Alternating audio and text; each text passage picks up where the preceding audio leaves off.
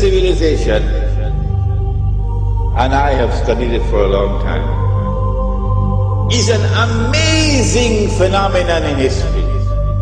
It is unique. No civilization in history ever was like this.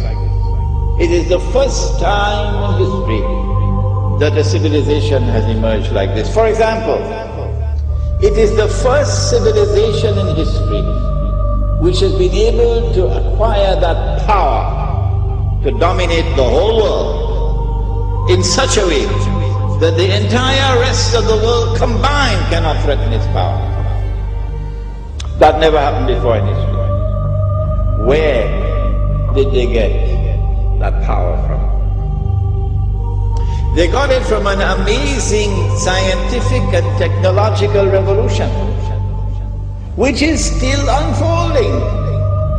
Many more amazing things to come that will dazzle you. And the emergence of this modern scientific and technological revolution cannot be explained from the analysis of historical phenomena.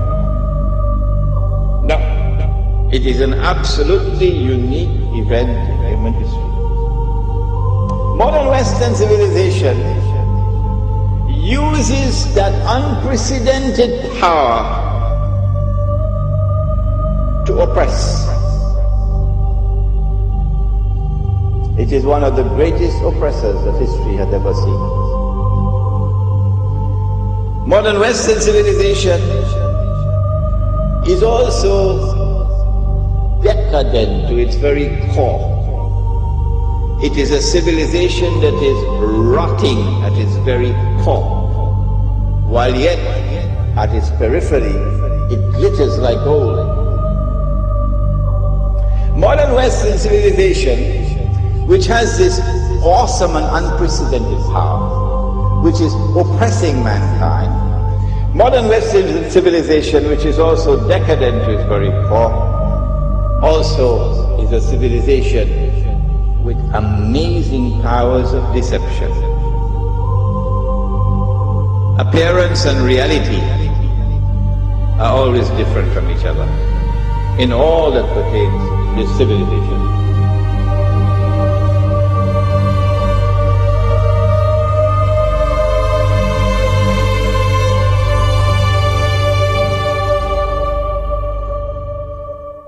It is a civilization with a mission in the world. We used to hear it in the days of colonialism. This is called in international relations called jingoism. That we have a mission to civilize mankind.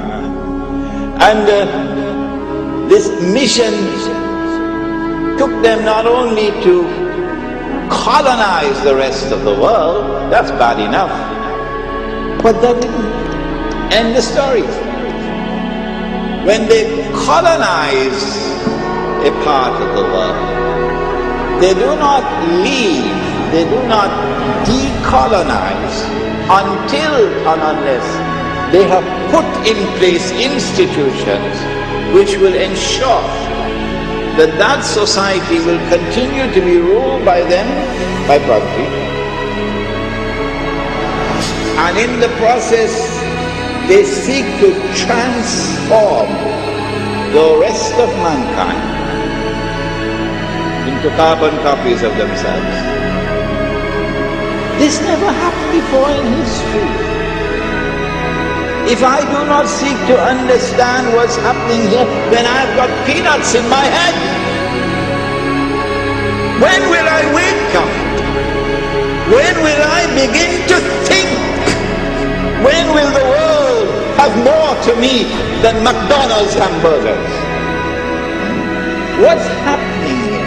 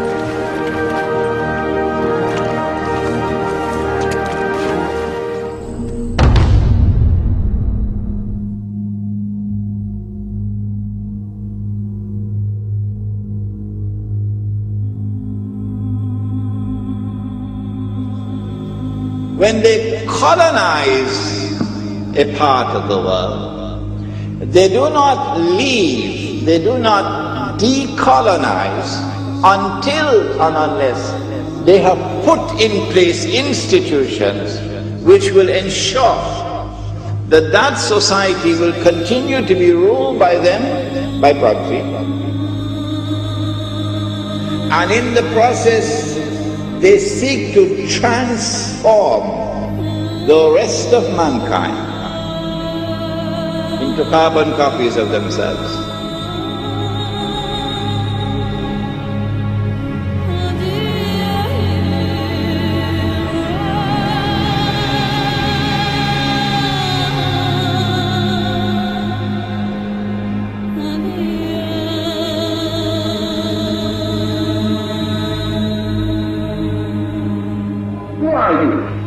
You don't know. Don't tell me Negro, that's nothing. What were you before the white man named you a Negro? And where were you? And what did you have? What was yours? What language did you speak then?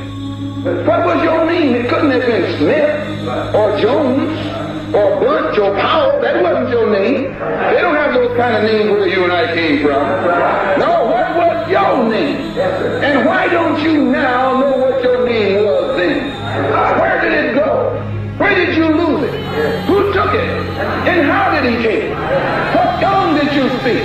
How did the man take your tongue? Where is your history? How did the man wipe out your history? How did the man, what did the man do to make you as dumb as you are right now? Their obsession is to transform the rest of the world into carbon copies of themselves.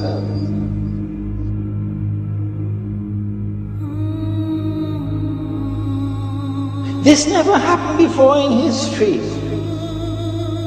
If I do not seek to understand what's happening here, then I've got peanuts in my head. Because if you're a believer, you can never justify war. You can never justify war.